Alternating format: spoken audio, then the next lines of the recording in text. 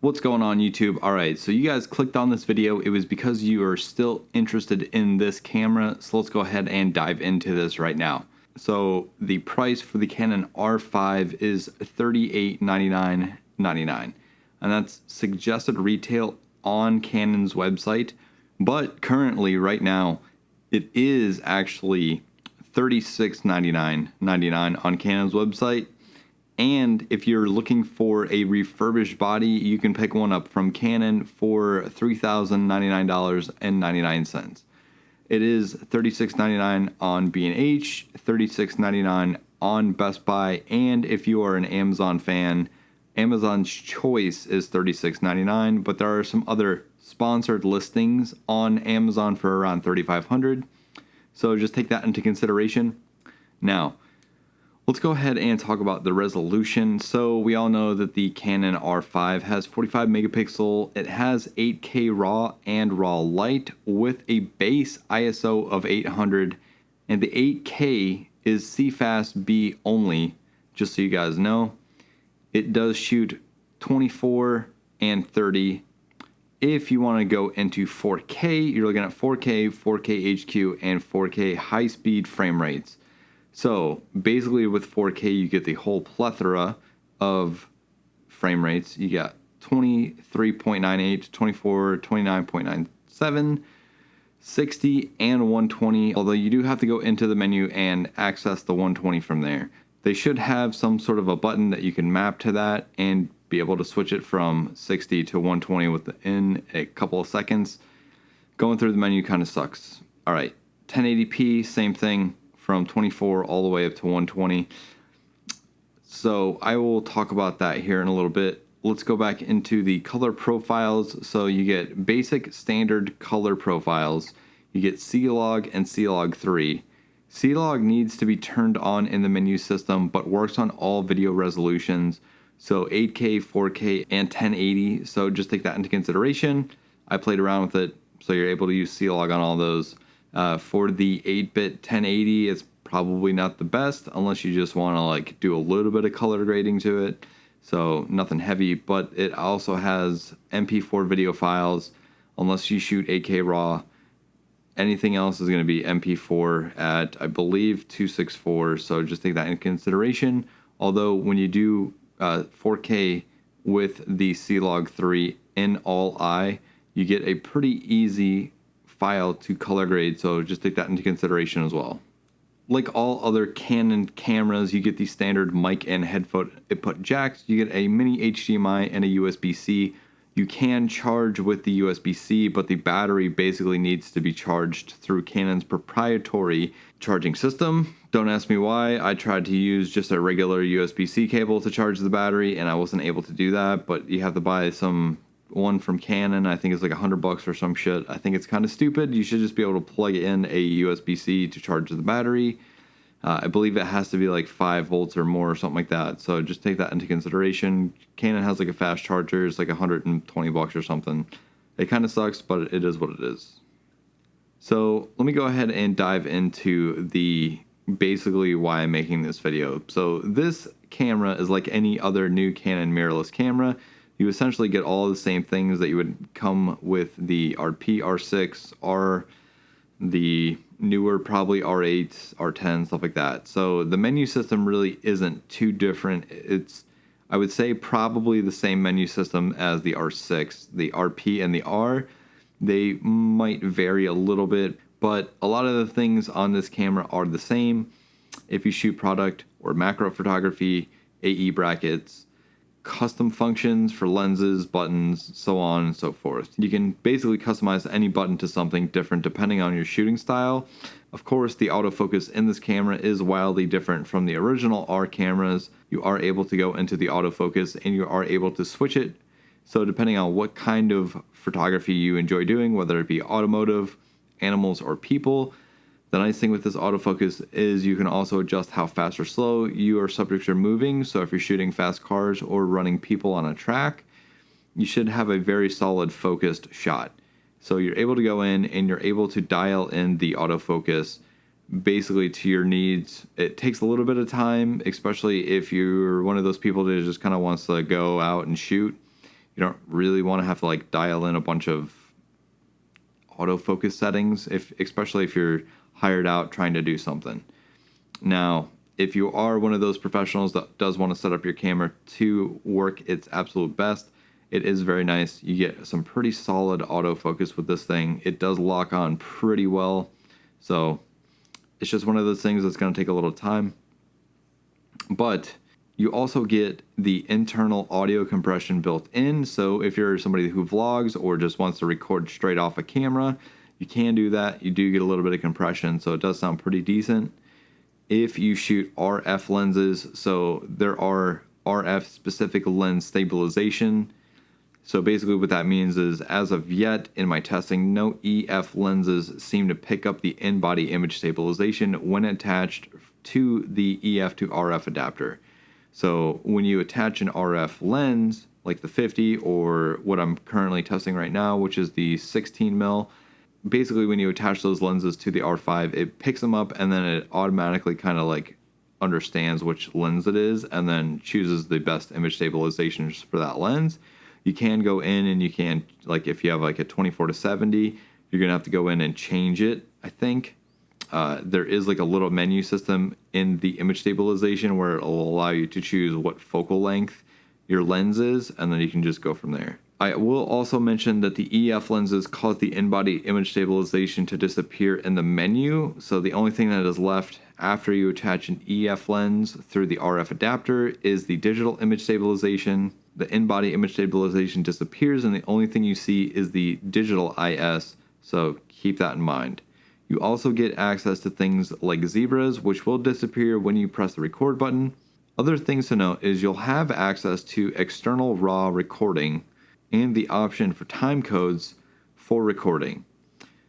So something to keep in mind is for video or photo, you will not get any dual backup recording, which sucks if you like redundancy. So you either get to pick the SD card, which I believe you can put in a USB 2, or you can choose CFast. So I think having backup recording is a good thing for certain times, like if you're doing something professional. Is it needed all the time? Probably not, but I would say that if you are using the R5 for like run and gun style, like, you know, documentaries or just trying to go out to a location and film something, if you're doing it and you don't want to lose any of your information or the videos that you're recording, having a dual backup for recording I think would be good. I think it would also be nice for Canon to maybe allow us to use an external SSD. So I don't know about you, but CFast cards aren't cheap. I mean, I've looked at a 512 gigabyte and those are like $500 or $600. For somebody who can't really afford to drop that on just a single CFast card, I think having the option to maybe get like a 1 terabyte SSD and hook it up and allow us to record somehow like that, I think would be a pretty good option. Now, I do want to talk about the noise from the photos and videos. It's mostly non-existent even with the in-camera corrections turned off. And you don't really notice the noise in photos up until around 16 to 20,000 ISO. The same goes for video, and all of the video samples were taken in 4K HQ, which has a top ISO of 51,200. So if you're shooting in low light, stay below or around the 20,000 mark, and I think you shouldn't have any real issues. Obviously, the lower you stay, the cleaner the ISO will become. You can expand the photos up to 102,400. Basically, once you get up into that territory, the noise is really bad. So my kind of final thoughts on the R5. In all honesty, the Canon R5 is a great camera system, but even if you're looking to upgrade from an older Canon mirrorless, such as an R, or maybe even the first R6, and maybe you just want to be able to crop images more easily, then this camera is for you. I think in my opinion, the R5, while a great camera, is still overpriced. I truly feel Canon could have ditched the 8K altogether for many reasons and just had downsampled 6K images, which would have been fine for the majority of people who use these cameras for, I mean, mostly probably weddings, indie filmmakers, documentary filmmakers. I think I would stick with 4K anyway, as the 8K files are huge. 120 gigabyte CFast card, which is what I have, records roughly about 12 minutes of 8K footage, and I don't see a very big need for 8K at all. This is just my opinion, and the majority of people who use it will not only need to make proxies or optimize media, but you will also need a ton of storage. I recorded a video right at the 12-minute mark is when it cut off. I used the 8K RAW. Number one, I had to export the 8K video into an MP4 video and then grade it from there, which I was only able to export the 8K video at 1080p. It still gave me enough resolution. It looked almost like a 2.7K video, but I think you're going to need a lot of computer space. You're going to need a lot of hard drive. You're going to need a lot of RAM, and you're going to need a really good graphics card. My setup, I can easily edit 4K video, so I don't normally do that. I normally just go with 1080 because it exports faster and resolve. I really don't see a need for 8K or 4K for that matter, especially for YouTube. If I look at my analytics, the majority of people either watch YouTube on their cell phones, which is about 60-ish%, 55, 60, somewhere around there. And then after that is a computer and then a tablet, I think it was, and a TV. So I think the majority of people who are maybe watching on their cell phones, I mean, now I think with the Apple iPhones you can get 4K on there, but anyways, I don't really see a need for that, and I think 1080 works fine for me. But anyways, my final thoughts on the R5 are this. Canon could have easily lowered the price on this monster and downsampled it with 6K or 8K footage in 4K. I think Canon could have maybe even just gone like 5.1K and just kind of gave us like 4K 120 and 2.7K and just ditched 1080, because at this point I think 1080 it's going away, and I think rather than making 4K the new standard for like a lower resolution camera, maybe just go 2.7K. You get a little bit better resolution than 1080p, and 2.7K, honestly, I feel that the file size will still be pretty small on those. So I also think that what Canon, and this is just my own personal opinion, I think that Canon should have, like I said, gone with like a 5.1K or like a really high quality 4K up to 120, and then 2.7K up to like 240, or even if you didn't want to do that, just do the like 5.1K, 4K, and then 1080p, but make 1080p like 240 or 420 for a high speed, and then obviously 4K at 120 and 60. I think that should cover more than enough boundaries for anybody that wants to shoot any sort of like high speed. And then also keeping the 45 megapixel. So at that price point, I feel without the 8K, you could have done 4K with RAW, which I think people still would have been stoked about. I think Canon really overshot the mark for what people were hoping for this camera, especially because it was 8K, but the overheating issues obviously caused people to look at this as some sort of a toy almost, or just like a shitty camera in general, because at the time you had Sony releasing the A7S III, which in my opinion, Canon and Sony were neck and neck, but because Sony decided to just stick with 4K and not even attempt 8K, it swayed people to go Sony with that. I think Canon missed the mark. I don't really mention Nikon too much, but I mean, that's basically because Nikon, I think, uses Sony sensors and all that stuff, so they're kind of similar. But I mean, obviously Nikon has its pros and cons. I've never used Nikon, but I mean, I've watched a lot of videos, and they do lack in the autofocus department and some other stuff, but that is what it is. So with Canon in that, so like I said, I think if they would have dropped it around to $31.99, people could have had a very capable all-around hybrid. And like I mentioned, I think that the 8K is overkill, and that is just my opinion. And having to use CFast cards are not cheap at all, and the 8K files are massive. The only upside is that Canon did allow you to update the firmware on this, which bypassed the overheating issues that came with the R5 and I think maybe the R6 when it came out. If I remember correctly, some people had issues with it, but this bypasses that like overheat warning. I use 4K, and I think the 4K on the R5 is good. I mean, it's for what it is. People that want to do run and gun or shoot, small videos or something, that 4K is more than enough, especially for social media, which 90% of people are watching, all these videos for social media. YouTube, it's on a cell phone, it's maybe on a computer or a tablet, so maybe a laptop, and sometimes a TV.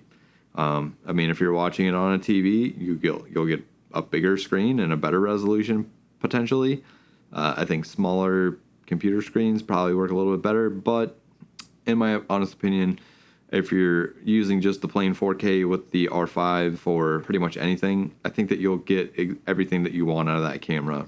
Other than that, I think that for someone who does work that includes them to both do like headshots, portraits, and talking A-roll footage all in the same day, this camera is good. But there are other options around the same price range that are better options, in my opinion. Now, I do want to mention this really quick because this is going to be like a 18 or 20 minute long video, and if you guys watched it all the way to the end, thank you. So if you are looking to upgrade, and maybe let's say you are more passionate about videography, I think that there are multiple camera systems out there that are still as good as they need to be for what you need, including some of the older Canon mirrorless cameras. I mean, even if you went with the Canon EOS R, you still get 4K, and if you get an Atmos Ninja, you can record the 10 through that, which I think is plenty fine. I mean, especially if you need that as just like an A-roll camera or a talking headshot camera. If you want to stick with a more cinematic look for video, I think you honestly could go with a Blackmagic Pocket 6K. You have a plethora of EF lenses that you can buy secondhand or new still that are amazing lenses, and you use those. You can adapt them to the R5, but in my honest opinion, I think that the RF lenses are much better than the older EF lenses, but that's not to say that you still can't use them. When Canon released this camera, they were really neck and neck with Sony. Like I said, the A7S III was around the same price. The R5 was, I think, a little bit cheaper or possibly a little bit more expensive. I don't really remember the exact prices when they came out, but those were neck and neck, and I think Canon could have swayed more people if they would have ditched the 8K and solved the overheating issues before releasing it and offering up better video options. I mean, 1080, like I said, it's pretty old, it's pretty outdated. I still use it, but that's only because I have a cheaper computer. It's smaller. It has an i7, 64 gigs of RAM, and a GTX 1050. So I can edit 4K, but it's not really a huge deal for me. I think 1080, even if they went with a camera that was 5.1K or like 5.7K, 4K, and then 2.7K. So I think, and this is just my opinion, newer camera systems that come out, ditch the 1080, or if you're going to keep it, add 240 or 420 high frame rates. 4K 120 I think should be a standard on newer cameras, and if you're going to try and attempt 8K, I wouldn't, and that's just my opinion. I mean, I would probably just go with like a 5.1K or like something. So that's just my opinion. I think there are better options for video cameras. For photography, I think that this is a great option, especially if you want 45 megapixels. It is absolutely insane when you're able to crop in an image at 300 or 400%. But I don't think it's worth the even still $3,700 price tag that Canon's asking. If you can buy one used or refurbished and less money, $2,700 or $3,000, I think is a pretty decent price. But if you're looking to buy an R5, I think Canon's going to drop the price a little bit more, and you might possibly see an R5 version 2 because they did it with the R6. So I'm assuming that's going to come soon. Anyways, I don't want to make this a super long video, but it looks like it might be. If you guys watched this all the way to the end, thank you. We finally hit 1,000 subscribers. If you are new to the channel, subscribe or whatever. I don't really give a shit. Anyways, if you like this video, give it a thumbs up. If you didn't like it, also give it a thumbs up. Hit the like button, hit the subscribe button, hit all the buttons. I'm Jordan, and I'll catch you guys next time. Peace.